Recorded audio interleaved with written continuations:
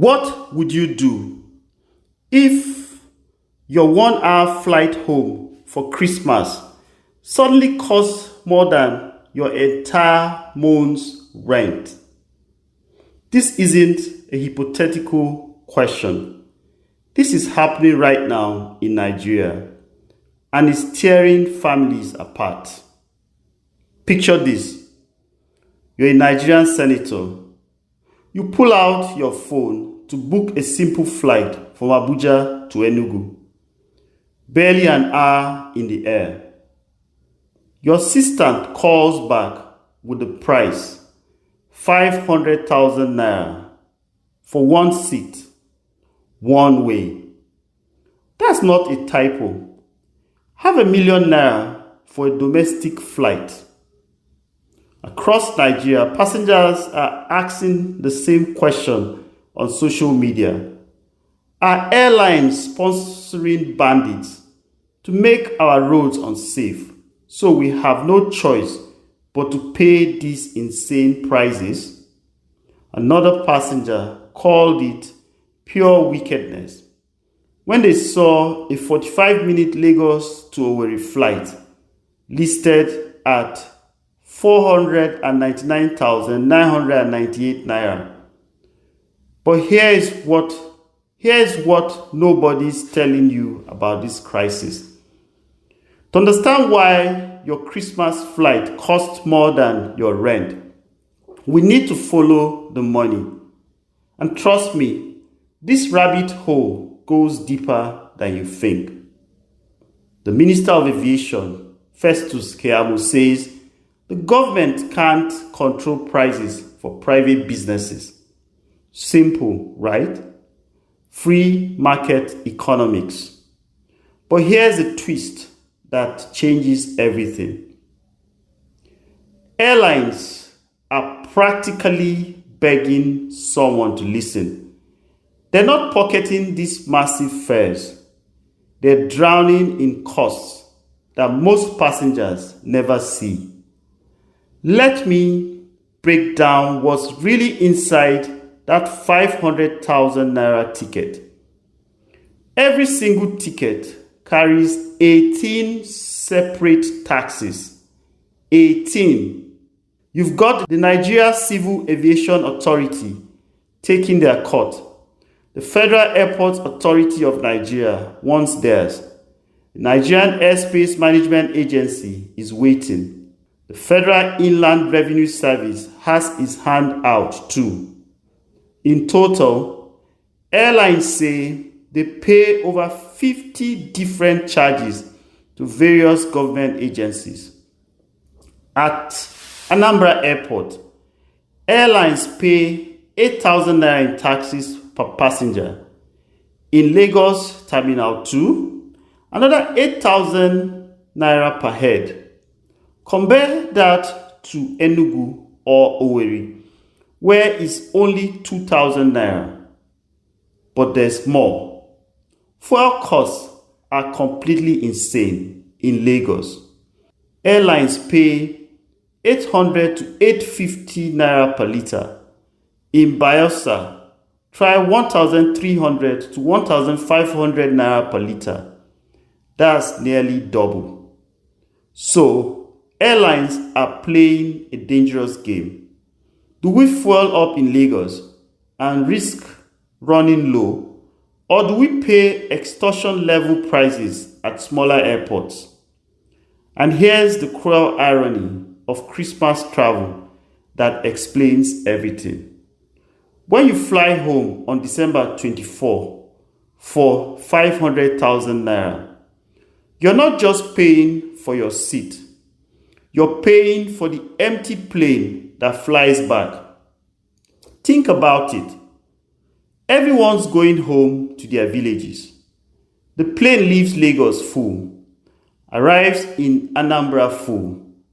Then it sits there completely empty, burning money on parking fees, waiting to fly back with maybe 5 passengers.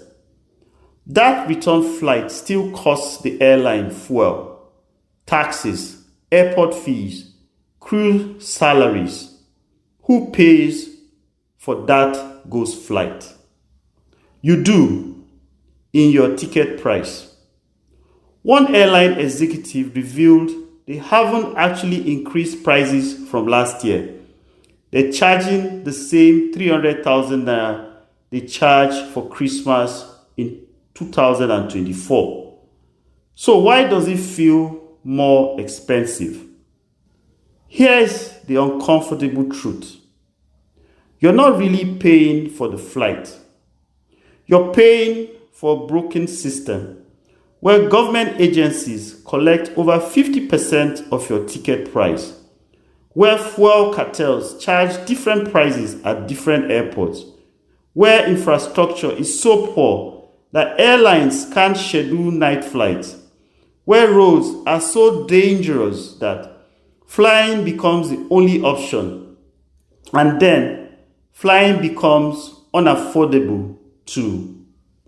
This isn't about greedy airlines or lazy government officials. It's about a system that has quietly made going home for Christmas a luxury that millions of Nigerians simply cannot afford anymore. When a senator, someone earning a comfortable government salary, publicly declares that flights are unaffordable, what does that say about the teacher trying to see their parents, the small business owner wanting to celebrate with family, the graduate hoping to introduce their achievements to their village? So, the real question isn't why does my flight cost 500,000 naira?